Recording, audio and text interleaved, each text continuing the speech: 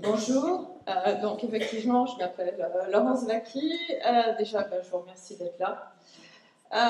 Merci donc à ceux qui nous écouteront aussi en replay, merci à Nicolas Lefebvre de m'avoir invité. Alors effectivement je suis écrivain philosophe et en tant qu'auteur j'ai cette nécessité de me servir des savoirs scientifiques pour mon travail et puis aussi pour le plaisir d'apprendre et de partager ces savoirs et les questions que cela pose.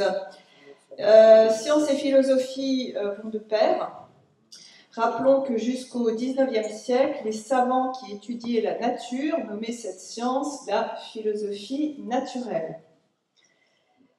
Donc, comme l'a dit Nicolas, je publie chaque mois un billet d'humeur sur la politique, entre guillemets, française d'Emmanuel Macron, et ce depuis son élection en juin 2017, à son arrivée au pouvoir, afin d'interroger et de rendre en creux ce que serait, selon moi, la gouvernance d'un pays, que devrait être la politique française ou en Belgique, ou enfin dans tous les pays, avec ce désir, normalement, du chef de l'État d'enrichissement et de puissance de la France et des Français, de la Belgique et des Belges, enfin...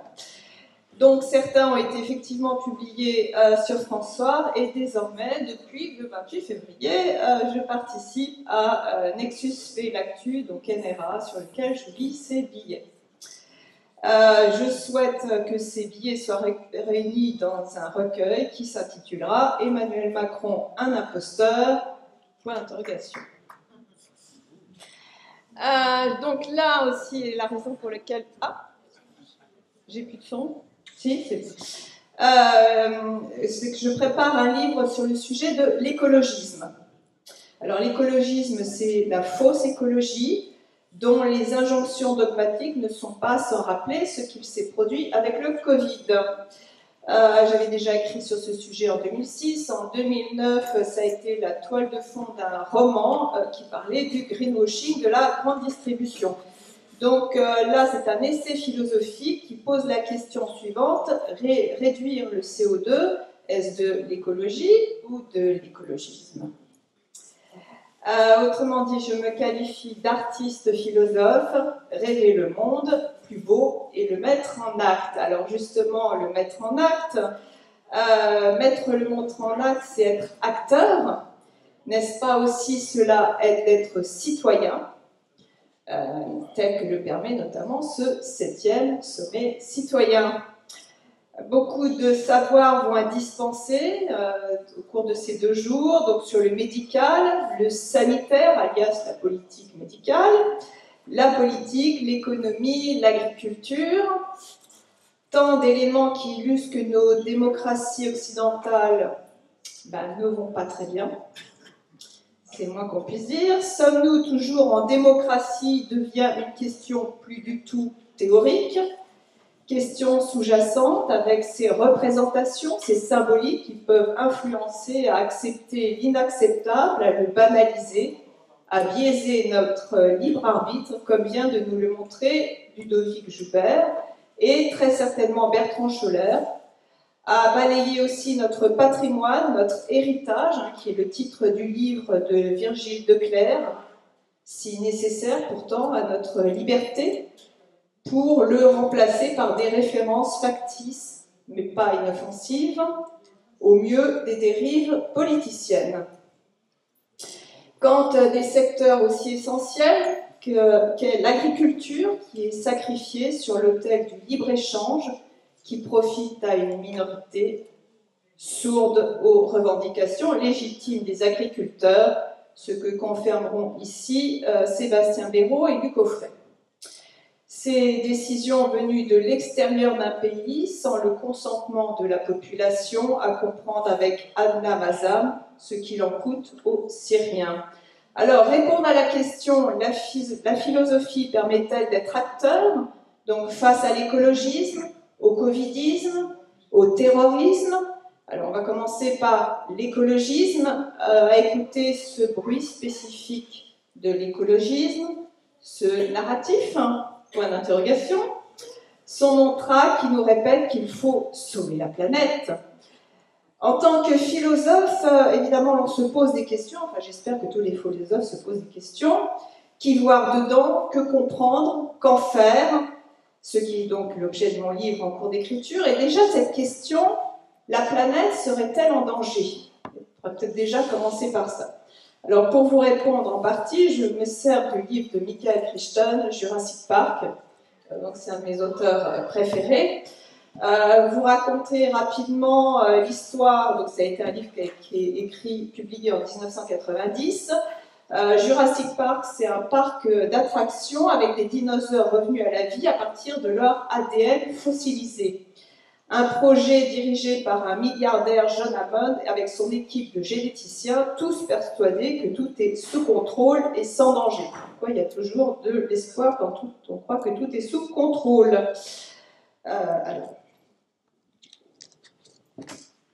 Donc, la question, la planète est-elle menacée? Alors, donc le milliardaire dit « Le fait qu'elle existe depuis si longtemps, objecta Hammond, ne garantit pas qu'elle durera éternellement. Une catastrophe nucléaire, là on est sur l'actualité, imaginons qu'il y en ait une, le coupa Malcolm. Alors, Malcolm, c'est un peu le porte-parole de l'auteur. Que dans la pire des hypothèses, tous les animaux et les plantes soient détruits. Qu'une chaleur intense règne sur la Terre pendant 100 000 ans. La vie continuerait. Enfouie dans le sol ou congelée, même quelque part, dans les glaces de l'Arctique. À la fin de cet interminable laps de temps, quand la planète serait devenue un peu moins inhospitalière, la vie recommencerait à poindre et tout le processus de l'évolution se reproduirait.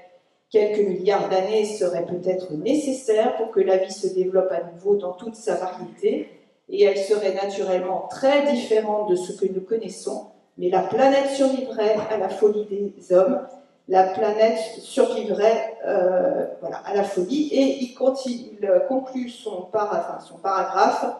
Il faut que ce soit bien clair, dit-il. Ce n'est pas la planète qui est menacée, mais nous. Nous n'avons pas le pouvoir de détruire la planète, pas plus que de la sauver, mais il se peut que nous ayons le pouvoir de nous sauver nous-mêmes.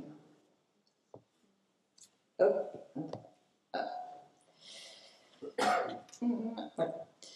Donc ce n'est pas la planète qui est en danger, mais nous, les humains, avec ces mesures qui imposent la décroissance, pour notre bien. Pour notre bien, ce pass climatique annoncé par Macron en novembre 2022. Pour notre bien, bientôt le pass carbone. Quand il s'agit de dévaloriser ce que nous possédons, alors là je parle de l'exemple français, ça sera intéressant de voir ce qui se passe aussi en Belgique, parce que Nicolas m'en a appris pas mal. Et visiblement, alors c'est pas en même période, mais il se passe aussi ce même genre de choses en Belgique. Alors nous, on a le DPE, le diagnostic de performance énergétique. Alors c'est pas nouveau. Ce qui est nouveau, c'est la nouvelle réglementation qui a eu lieu en juillet 2021. Juillet 2021, nous en France, on était en plein pass sanitaire, finalement, ça ne freinait pas, au contraire, et qui décide que demain, en 2034, un logement sera interdit à la location s'il est classé D, selon des critères dits écologiques, évidemment, à rendre votre bien immobilier obsolète. Les ZFE, alors nous on a ça depuis le 1er janvier 2025. Alors, de ce que j'ai compris, vos ZFE sont un petit peu différentes. Donc comme vous le savez aussi, je pense que c'est la même définition, zone à faible émission, avec la linéaire critère qui trie, alors pour nous ça trie les automobilistes selon l'âge de la voiture uniquement, et qui conditionne l'accès aux routes. C'est-à-dire si vous n'avez pas le bon critère, vous ne pouvez même pas avoir accès à la voiture, à la route.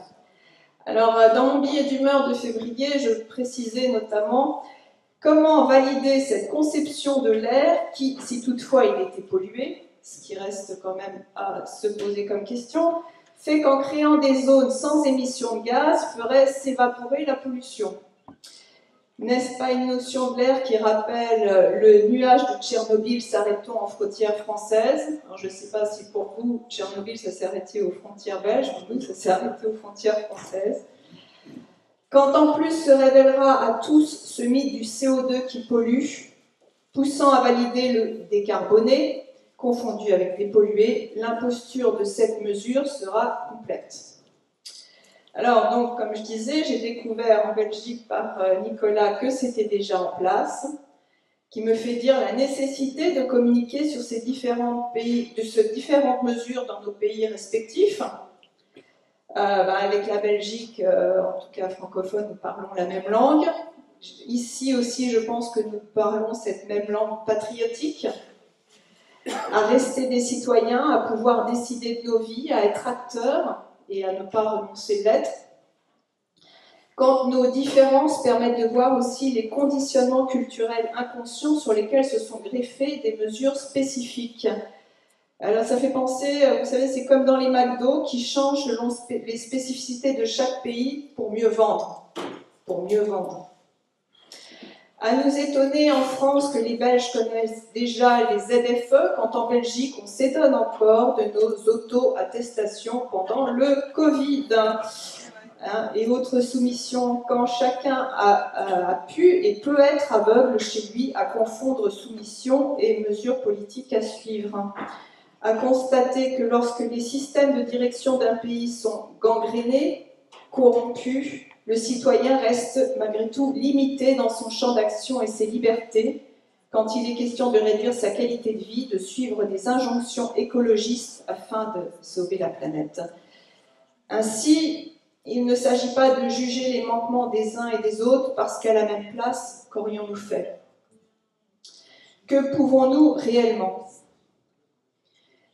Déjà, effectivement, se sentir concerné au quotidien, à agir au quotidien dans nos interactions, à contester ce qui ne peut avoir de sens, à l'exprimer, à le partager, c'est déjà un début de pouvoir. On l'a déjà tous fait, on continue à le faire, je pense. Aussi, une confrontation entre ce qui se dit dans les médias et ce qui est. À constater ces messages qui vont sans complexe affirmer qu'il fait froid, à cause du réchauffement climatique, à confondre été avec canicule, c'est normal qu'il fasse chaud l'été. Bon. Et cet exemple de BFM TV en novembre 2023, qui a recommencé aussi en 2024 et qui assurément recommencera, enfin, moi, d'ici là les choses changent, qui titre « Sécheresse, malgré les pluies, les nappes phréatiques encore en déficit ». Alors sans doute avons-nous eu une sécheresse asymptomatique, je suppose, qui permet de voir donc cet écologisme, cette fausse écologie, mais véritable dogme, telle une religion.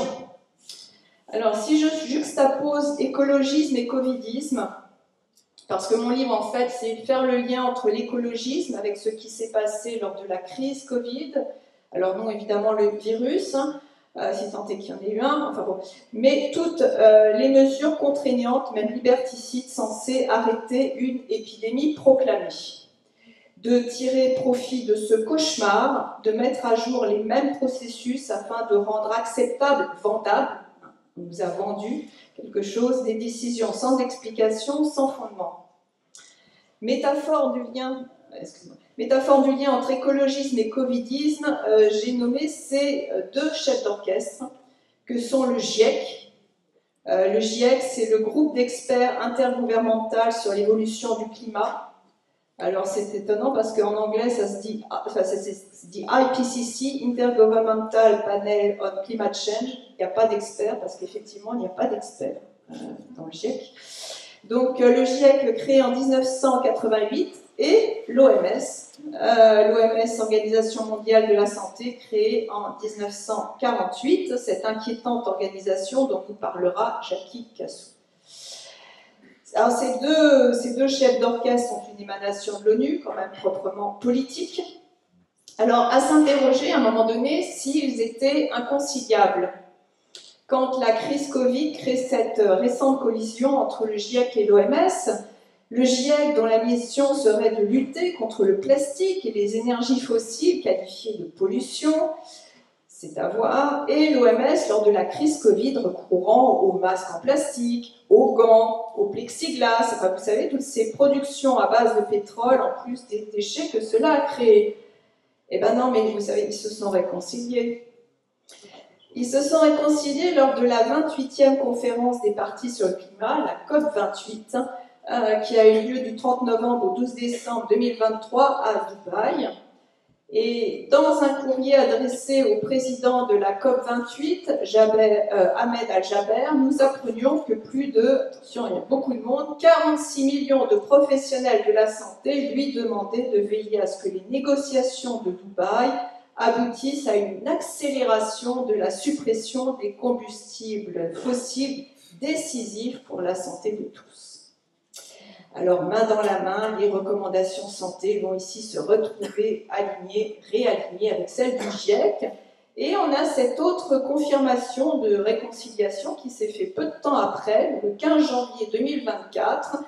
Donc, l'OMS, dans son appel d'urgence pour la santé, nous prévenant que en 2024, je vous lis, près de 300 millions de personnes auront besoin d'une aide humanitaire et d'une protection, et on estime que 166 millions de personnes auront besoin d'une assistance sanitaire. Les conflits et la crise climatique ont eu une incidence sur les soins de santé et ont aggravé les menaces dans le monde entier. Voilà. Alors ils sont liés désormais à lutter ensemble contre les énergies fossiles. On sait quand même que dans les pays en voie de développement, si les énergies fossiles ne sont pas développées, on arrive à une très très forte mortalité. Donc c'est évidemment l'inverse. Alors face au covidisme, donc la philosophie face au covidisme pour être acteur, donc concernant les mesures à s'interroger si elles étaient sanitaires ou pas, nous aurons ici des réponses qui permettront de répondre à cette difficile question. Là, moi aussi, je fais des confusions. Avec notamment les intervenants sur ce sujet. Donc, il y a Hervé Seligman, Jérémy Mercier, Léo Dubois et Jean-Marc Sabatier qui nous parleront de cette période bien précise sur l'aspect proprement scientifique. Des mesures qui, dès le départ, font tiquer, qui démontrent une instrumentalisation, même si on n'est pas épidémiologiste. Et comme je l'ai dit tout à l'heure, ce qui pour moi, dès le départ, avec cette auto-attestation, donc une création typiquement française, ça a fait tiquer. Donc ça n'était pas possible quand déjà, avec un minimum de bon sens, le confinement de toute une nation était au mieux contre-productif. Alors, pour vous, justement, vous partager tout ça, donc les Français étaient verbalisés 135 € s'ils n'avaient pas leur auto-attestation. Enfin, c'est toujours 135 € désormais, à chaque fois qu'il y a quelque chose, même ZFE, etc. Maintenant, c'est 135, ils aiment bien ce chiffre. D'autant plus insensé que l'on pouvait en faire plusieurs par jour. C'est-à-dire qu'on avait l'impression d'être fraudeur pour juste vivre, en fait. Enfin, plus ou moins. Donc, on pouvait en faire plusieurs par jour, sauf si un voisin vous dénonçait, et il paraît que ça existait. Je vous avoue que je ne pensais pas que des policiers pourraient contrôler ce délire. Je croyais encore un peu à la police à l'époque. Quand la Belgique, qui n'a pas connu, donc vous n'avez pas connu cette mesure-ci, c'est encore plus incompréhensible pour vous, sans doute. D'où mon partage de cet article que j'avais écrit sur mon site, intitulé « Comment je suis devenu un délinquant grâce au président Macron ». Alors, je vous explique, j'étais en train, avec beaucoup de gens, de faire la queue pour acheter des légumes. Alors, comme il y avait des jauges, on était à l'extérieur du magasin, avec normalement une distance sociale de 1 mètre, mais il y a des gens pour qui 1 mètre, c'est 5 mètres. Bref, on était extrêmement sages avec nos petits caddies, nos sacs, etc. Et d'un seul coup, on a 4 jeunes en vélo, en uniforme de police, qui s'abattent par derrière sur nous, pour faire un contrôle. Alors, que veulent-ils? Pourquoi l'exigent-ils? Qui sont-ils? Ils veulent nos cartes d'identité. L'un me prétendra qu'on apprend ça au collège, qu'on ne sort pas sans sa carte d'identité, qu'on n'a pas le droit. On était piétons. Alors, sans compter que, quand même, alors je ne sais pas ça en Belgique si c'est la même chose, mais en tout cas, déjà, c'est pas obligatoire d'avoir ses papiers d'identité comme vous êtes piéton. Et par ailleurs, la carte d'identité nationale n'est pas obligatoire en France, et ce depuis 1955, au vu de son origine scabreuse lors du régime de Vichy, qui était dans l'objectif d'identifier les Juifs en vue de les envoyer en camp de concentration. Alors, apparemment, on n'apprend plus ça au collège. Bon. Ils veulent donc aussi nos attestations, donc cette nouvelle lubie, dont il faudra quand même expliquer l'utilité et même la légalité. Quand je parle d'utilité, je parle d'utilité sanitaire, hein, l'utilité de soumission, on a bien compris. Alors moi, j'ai ni l'un ni l'autre, hein, je suis un délinquant. Mais moi, je me suis demandé quand même à qui j'avais eu affaire. J'ai même cru que ce n'étaient pas des vrais policiers. D'ailleurs, ils ne se sont pas présentés. Et surtout, il y en a un qui me dit, bon, puisque c'est comme ça, vous devez retourner chez vous, faire une attestation et revenir. Alors, on était censé être confinés, c'est-à-dire sortir le moins possible et tout. Bon, j'ai râlé, il n'a pas insisté. Bon, il a dit bon. Donc, quand même, là où c'est grave, c'est l'emploi qu'on fait de notre police. Alors, je parle aussi des gilets jaunes et tout. Ce qui aussi est inquiétant, c'est qu'est-ce qu'ils font de ces informations, puisque moi j'ai été saisie dans un fichier. Est-ce qu'il y aura des suites? Est-ce que je vais être accusée de quelque chose? Mais de quelle infraction? Voilà. En tout cas, en France, à cette période-là, de faire mes courses a-t-il fait de moi un délinquant? Avec le président Macron, désormais, c'est possible, sans aucun doute. C'est un article du 14 avril 2020. Alors peut-être demain vais-je devenir un délinquant énergétique, et vous-même, pareillement. Pour avancer, pour agir, faut-il mieux oublier ce cauchemar ou à l'inverse se souvenir? Je pense que c'est un peu des deux. Pouvons-nous le considérer comme un cauchemar qui n'aurait pas réellement existé pour mieux l'oublier? Voire même devenir misanthrope à constater de sales comportements de personnes, ces graines de tyrans? Que faire du covidisme, de la crise Covid, du pass sanitaire?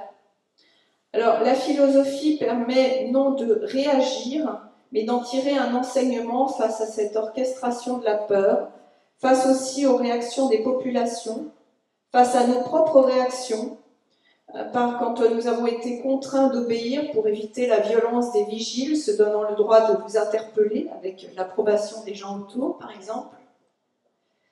Aujourd'hui, que faire de ces informations anxiogènes, de ces annonces, qu'elles soient d'ordre sanitaire, mais aussi climatique, économique, dont la particularité est l'uniformisation des messages dans les médias officiels, qui génère ce bruit incessant, qui crée un brouillard dans nos perceptions, d'être aux aguets en permanence, qu'aussi beaucoup recherchent ce type d'information continue, parce que ça évite de constater le vide en soi, ce bruit qui, du coup, rassure à court terme, quand pourtant il ne fait qu'accentuer le vide en soi, à intensifier la déconnexion à soi, et là, à favoriser le suivisme, le conformisme, l'obéissance sans conscience, la soumission, la loi du plus fort, la violence, ce qui peut expliquer une si forte adhésion à une propagande de masse.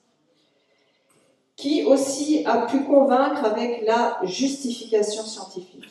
C'était scientifique, montrant chez les non-scientifiques une idéalisation de la science, quand certains pensent ne pas pouvoir comprendre, à laisser d'autres qui savent mieux qu'eux décider pour eux. Quand saviez-vous, vous n'êtes pas médecin, a-t-on pu entendre. Mais est-ce le médecin qui paye les conséquences d'une injonction de surcroît expérimentale quand lui-même ne sait pas ce qu'il y a dedans? Rappelons cette obligation du consentement éclairé du patient, devoir qui a dû s'évaporer dans le cerveau de certains praticiens, qu'il existe heureusement des médecins libres et des professionnels de la santé dite alternative qui tous soignent sans obéir à ce qui n'est pas de la médecine, malgré ce qu'ils ont subi et subiront pour agir en conscience, tels Laurence Kayser et certainement Alain Servet et Tina Russillo, on verra plus tard. Quand le milieu scientifique est mu par l'espoir irrationnel, les préjugés, la quête de gloire, la rivalité, les enjeux idéologiques et les intérêts économiques autant que la recherche de vérité. C'est ce que nous confirme d'ailleurs Michael Crichton dans Jurassic Park, notamment, puisque... Rappelons que Michael Crichton, qui a aussi écrit la série Urgence, je ne pense pas que ça se fait encore aujourd'hui, donc pour payer ses études de médecine, il est devenu écrivain. Je ne sais pas si aujourd'hui être écrivain, ça permettrait de payer ses études de médecine, mais bon. Alors, nous dit, je vais vous expliquer ce qui ne va pas chez les ingénieurs et les scientifiques. Je ne sais pas s'il y a des ingénieurs et des scientifiques dans la salle. Les scientifiques nous répètent à l'envi qu'ils cherchent à découvrir la vérité sur la nature. Il y a du vrai là-dedans, mais ce n'est pas ce qui les motive. Personne ne peut être mu par une abstraction telle que la recherche de vérité. La véritable préoccupation des scientifiques est la réussite. Tout ce qui les intéresse est de savoir s'ils peuvent faire quelque chose et ils ne prennent jamais le temps de se demander s'ils devraient le faire. Par commodité, ils qualifient cela de considération oiseuse et s'ils ne le font pas, eux, ce sera quelqu'un d'autre. Ils ont la conviction que les découvertes sont inévitables, ils essaient simplement d'être les premiers. Telle est la règle du jeu dans le monde scientifique. Alors, le covidisme, cette fausse médecine, mais véritable dogme, telle une religion. Alors, face au terrorisme, en général, on oublie aussi cette partie-là. Alors là, je vais vous parler de la France, mais je pense que c'est assez universel, toutes ces situations qui sont passées au niveau du terrorisme, entre guillemets. Ce que j'appelle le terrorisme, c'est les mesures politiques qui prétendent lutter contre le terrorisme avec le plan Vigipirate. Je ne sais pas si vous avez un plan Vigipirate aussi, avec ces triangles oranges qui vont nous protéger des attentats terroristes. Il y en a partout. Donc en France, il y a eu en 2015 cet attentat, enfin ces tueries. Donc il y a eu Je suis Charlie, puis il y a eu Bataclan notamment. C'est surtout le début de l'état d'urgence qui a été renouvelé à chaque échéance. Une exception qui devient normalité, faussement supprimée en juillet 2017 par Macron, puisqu'intégrée dans la Constitution, ce qui, pour moi, a été la confirmation de l'évidence de l'imposture de cette présidence. À ce sujet-là, je voulais vous parler d'un livre de François Sureau pour la liberté, qui est un avocat aussi académicien qui a fait notamment un discours par rapport aussi au covidisme devant Brigitte Macron. Alors, de la même façon qu'il y a eu cet état d'urgence qui ne s'est jamais arrêté, sera déclenché en France l'état d'urgence sanitaire, pareillement renouvelé, avec ce jusqu'à nouvel ordre, comme ils disent, donc je pense que vous aussi, vous avez connu. Et un jour, ce pourrait être l'état d'urgence climatique. Pour notre sécurité, c'est tout un état d'esprit qui est inculqué aux personnes avec ce « soyez vigilants », affirmant implicitement que tout un chacun peut être un terroriste en puissance, instituant la défiance, légitimant le tout répressif, justifiant la présence qui ne cesse d'accroître de vigiles qui fouillent les sacs avec une légalité floue, qui m'a fait écrire cet article sur mon site « Fouillophobe ou citoyen ?» Alors, fouillophobe, c'est un nom que j'ai inventé, qui se dit d'une phobie qu'autrui vous impose à fouiller dans vos affaires. Alors, suite à 2015 et à 2016 notamment, ça a duré très longtemps, chaque salle devait être inspectée. Alors évidemment, c'est quand même assez inutile, parce que si quelqu'un voulait arriver avec sa Kalachnikov, je ne pense pas qu'il s'arrête devant à faire ouvrir son sac. Mais évidemment pas inoffensif, ça crée un climat émotionnel assez particulier, avec un état de suspicion généralisé. Alors, pour quelle société, quand il devient banal que nos affaires privées, c'est ça que ces affaires privées, soient fouillées de façon intempestive? Il faut savoir que quand il y a une fouille, ça s'appelle une perquisition. Quelles valeurs transmettons à nos jeunes générations, aux générations d'après? Alors, fouillophobe ou citoyen, fouillophobe peut-être, Mes citoyens sûrement, en plus de désirer répéter et transmettre cette phrase qui me trotte et résonne dans ma tête, on ne fouille pas dans les affaires des autres.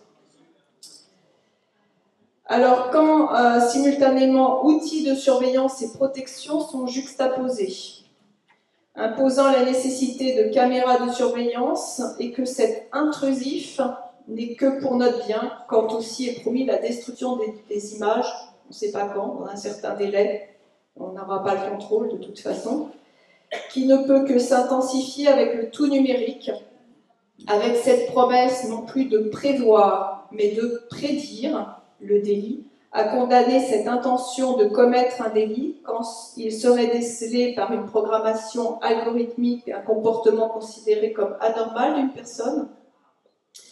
Cette foi aveugle dans le prédictif, amenant à la répression prédictive de la police, à la justice prédictive, quand les mesures sanitaires ont été justifiées par des prédictions, quand les mesures dites écologiques exigeant une décroissance économique proviennent de prédictions, quand plus personne ne pourra être à l'abri du fichage, quand les débuts de l'IA, donc je l'ai testé sur moi-même pour voir ce qu'on dit, c'est très étonnant, c'est très rapide, montre une rapidité, vraiment à vous étiqueter, parfois ça peut être même flatteur.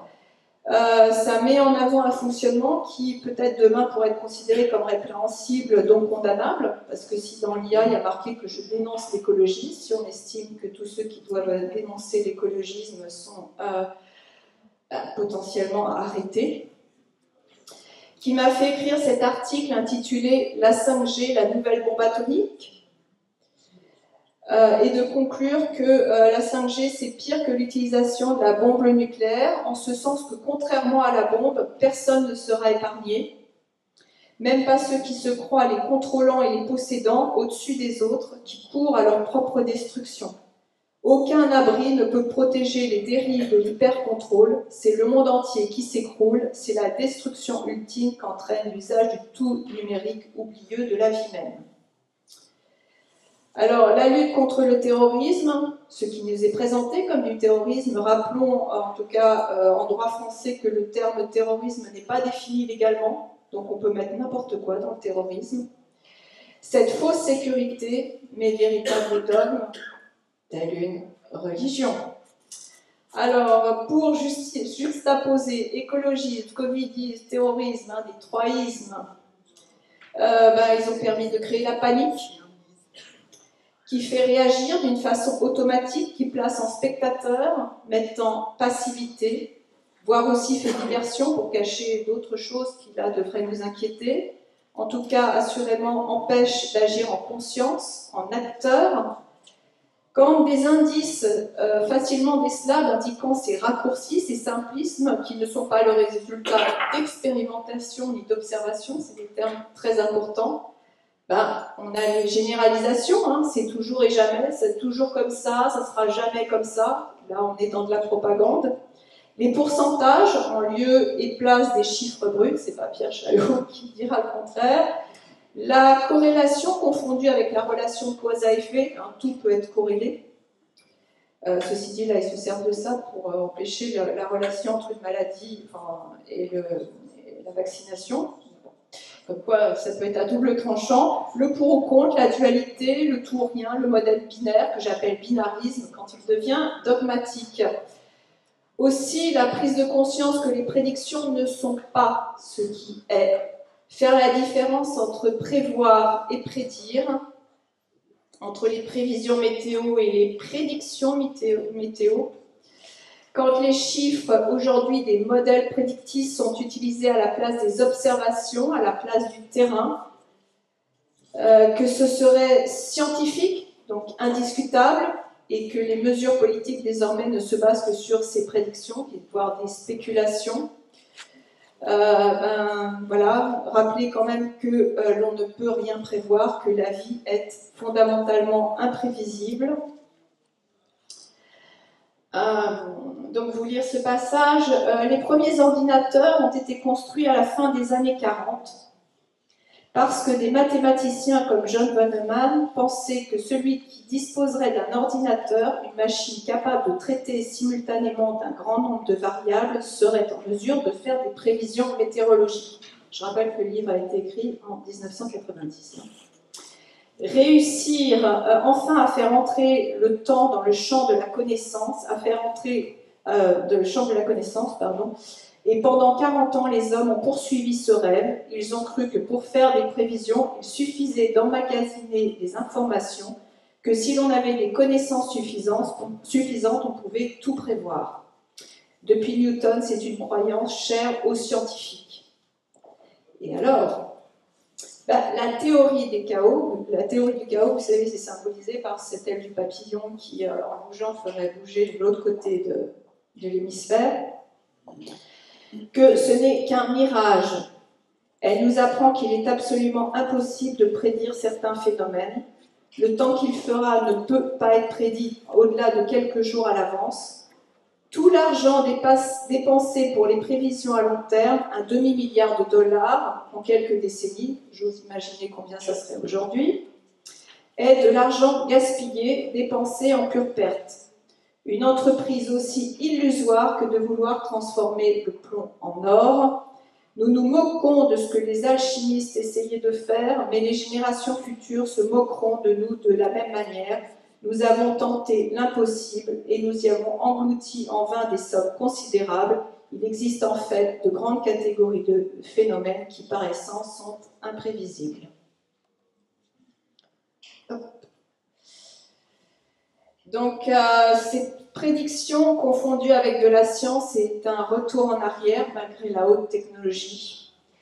Nous revenons d'avant le XVIIe siècle, d'avant Galilée, d'avant la science moderne, qui base ses conclusions sur l'expérimentation et l'observation, de termes fondamentaux.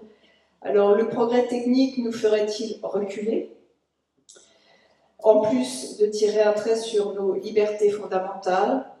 À l'inverse, à réitérer ces dogmes au nom de la science font de cette pseudo-science une nouvelle religion, telle une science religieuse. Quand pour identifier cette imposture, il s'agit pour tout à chacun de retrouver l'esprit scientifique. Assurément, la science ne peut prétendre à la vérité absolue, ne peut donner un mode d'emploi pour vivre, votre médecin ne peut vous donner un mode d'emploi pour vivre, ni justifier de la coercition à l'encontre des populations. Alors, en quoi la philosophie peut-elle rendre acteur, notamment dans ces trois ismes? Qu'est-ce que c'est déjà un philosophe? Un philosophe, c'est ce passeur qui permet d'entrer en contact avec notre vie fondamentale, de l'affronter et d'en faire les premiers pas dans la connaissance, qui signifie être connecté à notre intuition, à dépasser les catégorisations et les pensées automatiques.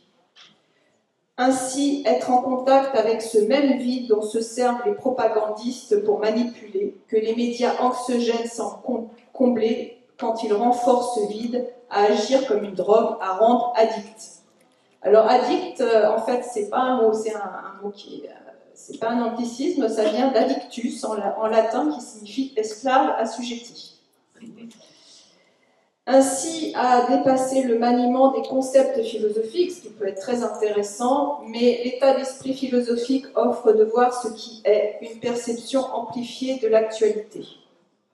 Donc le philosophe est celui qui réfléchit, qui pense d'une façon singulière, à permettre tout à chacun cette identification à celui qui se questionne et même prend plaisir à interroger et à trouver ce qui est. Un philosophe n'est pas là pour vous dire ce que vous devez penser, mais pour vous permettre de penser par vous-même, de trouver dans son cheminement votre propre cheminement. C'est très important. Ainsi, l'état d'esprit philosophique permet à tout à chacun de trouver ou de retrouver sa souveraineté personnelle. Cette souveraineté personnelle qui permet notamment de voir la légitimité ou pas de telles restrictions et sentir vers quel type de société cela nous mène. Notamment à constater en soi parfois cette perte de souveraineté qui fait renouer avec le désir de la retrouver, ainsi se sentir légitime à contester, à demander, à soi-même mettre en place, à agir, à être acteur. Quand l'on peut faire la différence entre ce que l'on sait et ce que l'on croit savoir, qu'une approche plus juste de ce qui est à mon sens la conjugaison du savoir, la science, je sais, de la connaissance, l'intuition, l'indéfini, l'inexplicable, je sens, et la croyance, religion, spiritualité, je crois, à condition toutefois de ne pas les confondre et de ne pas les amalgamer. La croyance est quand même fondamentale aussi. Ce que permet la philosophie, qui n'est ni un savoir, elle n'est pas de la science, ni une croyance, elle n'est pas une religion, mais une connaissance. En fait, la philosophie, elle empêche cette vision simpliste du pour ou contre. Elle ouvre à la nuance, à la subtilité, à constater donc qu'il n'y a pas de vérité absolue, comme la science d'ailleurs, pas de certitude, à accepter les incertitudes vues comme une richesse, qui fait sortir de cette impasse à vouloir avoir raison, avec ce besoin de se rassurer. Souvent, les gens qui veulent avoir raison veulent se rassurer. Quand je dis les gens, j'en fais aussi parfois partie. À se croire sachant en permanence parce que l'on manque de confiance en soi. L'aphorisme que j'ai créé pour ça, c'est « Seul le savant se sait ignorant ». Il faut être savant pour se savoir ignorant et accepter cette ignorance pour devenir savant. Accepter de ne pas savoir, accepter notre ignorance et se donner le pouvoir de se poser des questions, même y prendre du plaisir, le plaisir d'apprendre, à développer un état d'esprit, une sensibilité, une écoute, un rapport au réel. C'est ainsi que la philosophie ouvre les yeux. Aller au-delà de la réaction, aller de l'avant, à se poser des questions, à enquêter, à comprendre par exemple d'où viennent les restrictions, d'où viennent ces taxes, ces lois incohérentes, afin de ne pas réagir sans conscience de façon automatique, mais agir sur le réel afin d'être acteur. C'est un peu comme les mathématiques qui demandent de se poser correctement le problème pour trouver la solution afin de fournir les réponses justes. Ce sont ces questions qui permettent d'agir, car se poser les bonnes questions amène les réponses justes, les actes justes. J'entends par juste d'être en pouvoir, d'être citoyen. Ainsi, la philosophie permet d'être citoyen. Alors, que permet d'être acteur, d'être citoyen ? Ça permet d'agir, de préparer demain dès aujourd'hui, c'est ce que nous faisons, à constater la société occidentale aujourd'hui devenue une fausse démocratie. Effectivement, l'état des lieux permet de constater la multiplication des contraintes imposées à tous, de plus en plus sous surveillance, sous contrôle, pour notre santé, pour la planète, pour notre sécurité. Avec ces prédictions du pire, qui pour l'éviter sont prises des mesures liberticides qui font sauter, ça c'est important, les frontières fondamentales, donc comme le fouillophobe de tout à l'heure, donc qui font sauter les frontières fondamentales entre vie publique, vie privée, vie intime de chacun et de tous. Nous avons tout à cacher. Cette intrusion qui fait fi de la singularité de chacun, de son être, de son âme, au risque, celui en revanche là, prévisible, de n'être qu'un numéro, un objet à contrôler, un mécanisme à dominer, une marchandise humaine à discipliner. Nombreux sont pourtant ceux qui acceptent, voire qui valident des mesures même disproportionnées, même injustifiées. Alors si l'on schématise, s'opposent ainsi ceux qui savent et ceux qui croient savoir, qui coïncident souvent avec ceux qui ont pris de la distance avec les médias officiels et ceux qui croient être informés par eux. Ne sont-ils pas dans le champ de la croyance, menant au fanatisme de certains, tant leurs discours culpabilisateurs sont renforcés à banaliser les plus insensés des mesures, voire les plus extrêmes, peut-être même certains sont de bonne foi. Effectivement, ils croient savoir, mais ne savent pas. Ils valident toutes ces mesures, parfois même à encourager leur ampleur, leur durcissement, quand il s'agit de les imposer à ceux qui osent douter. Rappelons que le doute, le scepticisme est signe d'une personnalité équilibrée, qui réfléchit avant d'agir, qui ne prend pas tout pour argent comptant, quand il est aussi le propre du fonctionnement scientifique. Et pourtant, dans les médias officiels français, sans doute en Belgique peut-être, dire d'un scientifique qu'il est un climato-sceptique, ainsi l'étiqueté est devenue une forme de dénigrement. Vous avez aussi les climato-sceptiques. D'autres étiquettes afin de faire taire, donc je pense qu'on a les mêmes, complotiste, extrême droite, fachosphère. Quand ces gens qui l'utilisent seraient bien mal de les définir précisément. Ce qui semblerait une insulte n'est en réalité insultant que pour celui qui les profère, montrant son absence d'argumentation en plus de son impolitesse à vouloir clouer le bec de son interlocuteur. Ces étiquettes ne sont ni du savoir ni de la connaissance.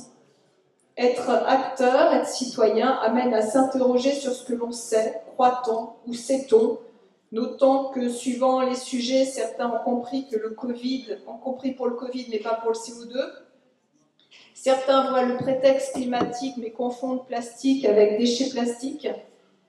Sur certains sujets, nos esprits critiques peuvent aussi se mettre en veilleuse, ce qui nous amène à opter pour une certaine tolérance face aux œillères de certains. Quand on peut comprendre aussi que toutes ces informations, entre guillemets, toutes ces annonces, tous ces partis pris pour ou contre organisent une division incessante dans les populations, les maintenant dans un certain immobilisme, cela crée une diversion qui sert ceux qui ont favorisé, voire même créé ces divisions. Être acteur, être citoyen, revient-il à ne pas alimenter ces divisions? Peut-être ça aussi, être acteur, être citoyen, de ne pas alimenter ces divisions qui sont orchestrées. Alors en conclusion, la philosophie, donc, elle permet de devenir acteur, offrant ce recul qui permet de distinguer ce qui est de la croyance, du savoir et de la connaissance.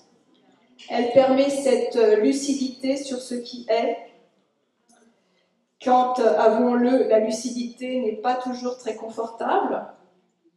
De même, je pense que c'est à chacun à cultiver l'état d'esprit scientifique, que nous soyons scientifiques ou pas, à avoir conscience de notre pouvoir en tant que citoyens, que nous soyons scientifiques ou pas, que notre place n'est pas celle d'obéir en croyant que certains savent mieux que nous, n'est-ce pas donc ça, la souveraineté personnelle?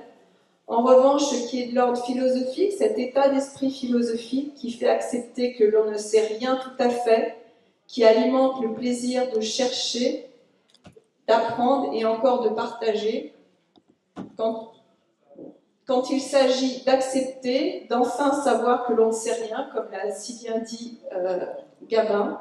Donc, je vais voir si ça passe. Je sais qu'on ne sait jamais. Je sais qu'on ne sait jamais. Allez, je vous le refais.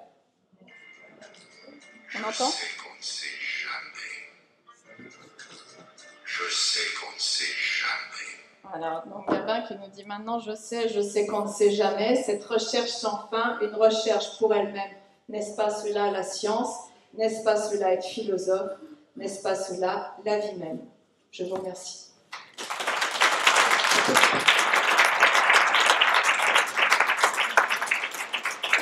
Merci beaucoup Laurence. Alors c'est sa première conférence sur ce sujet-là. J'avais été à une conférence à Paris la voir. Elle a travaillé toute la semaine et on a bien rigolé au téléphone quand j'expliquais ce qui se passait en Belgique, qu'elle m'expliquait ce qui se passait en France. Et à un moment donné, elle me dit « Mais c'est bien pire chez vous !»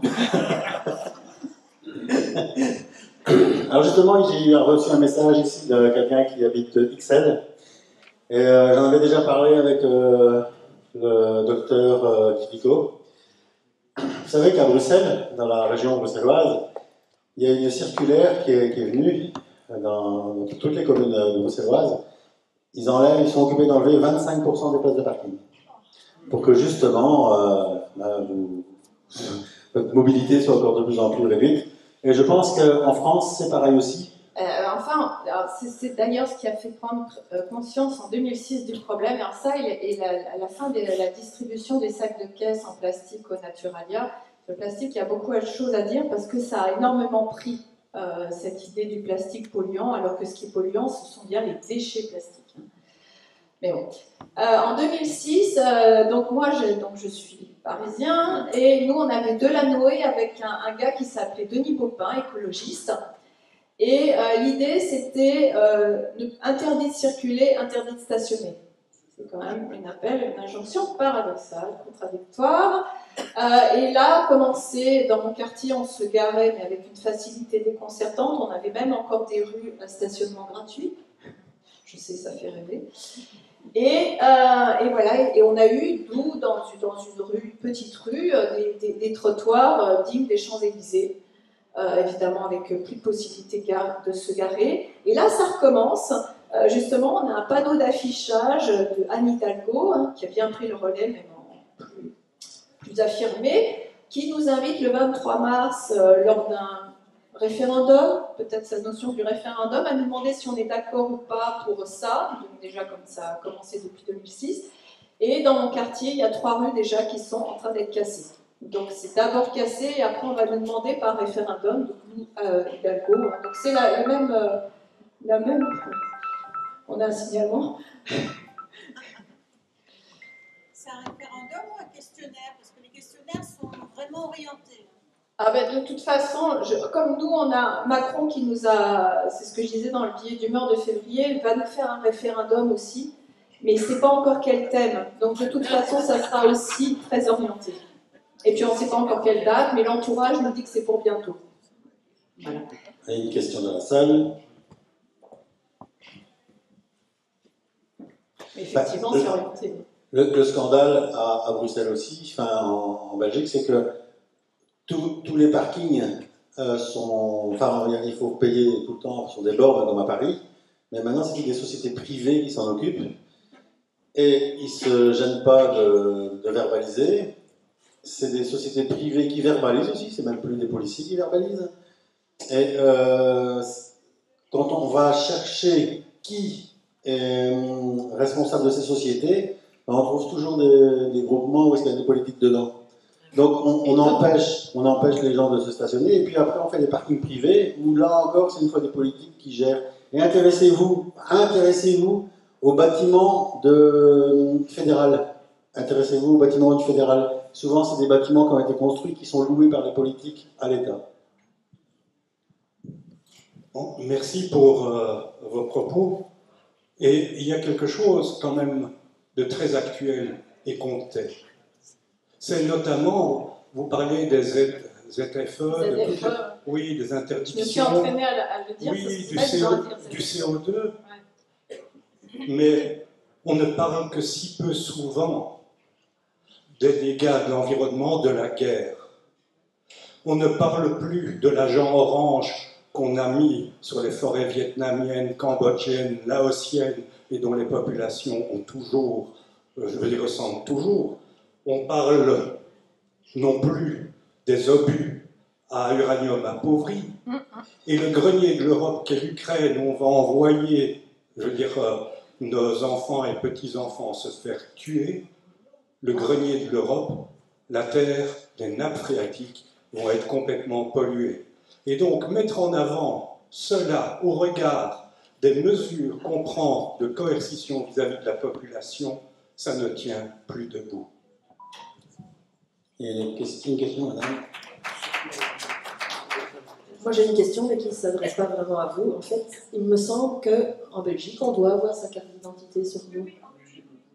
Oui. Voilà, donc nous en France, c'était le Conseil d'État qui a décidé que ce n'était pas obligatoire. Pour autant, c'est très compliqué de ne pas avoir de papier d'identité dans certaines circonstances, donc en tant qu'automobiliste, pour ceux qui resteront automobilistes. Mais en tant que piéton, non, ce n'est pas du tout obligatoire. Et la carte d'identité, oui, c'est bien spécifique par rapport à la France, donc ce que vous me confirmez. Et pour la...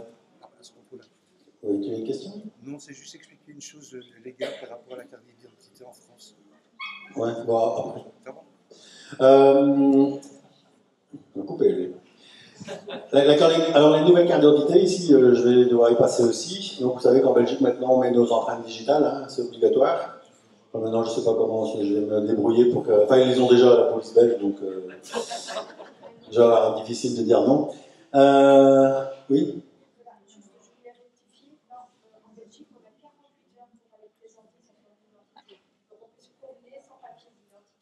Ouais, enfin bon.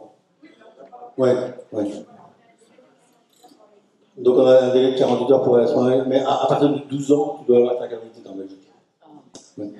Et donc, pour le CO2, moi j'ai un truc imparable à quelqu'un qui vous parle de CO2. Vous connaissez tous la société Air Liquide et la société Linde. Enfin, Linde peut-être moins. Donc c'est des grosses sociétés qui capturent le gaz dans l'atmosphère. Alors l'argon, l'azote, l'oxygène, l'hydrogène, c'est des sociétés vraiment qui sont spécialisées parce que les gaz, on ne le fabrique pas. On capture tout dans l'atmosphère. Et depuis quelques années, enfin depuis très très très longtemps, ils capturent le CO2. Mais beaucoup de CO2. Beaucoup de CO2. Et maintenant, il touche des subsides pour capter ce CO2. Mais après, une fois qu'il est capté, qu'il a été donc il est à l'état de gaz, et on va le transformer à l'état liquide, qu'est-ce qu'on en fait après de ce CO2? Eh bien oui, on le transporte chez Coca-Cola pour faire les bulles du Coca-Cola. Donc tout le CO2 qui est dans l'atmosphère qu'on a capturé est livré chez Coca-Cola pour mettre dans les bouteilles pour faire le gaz.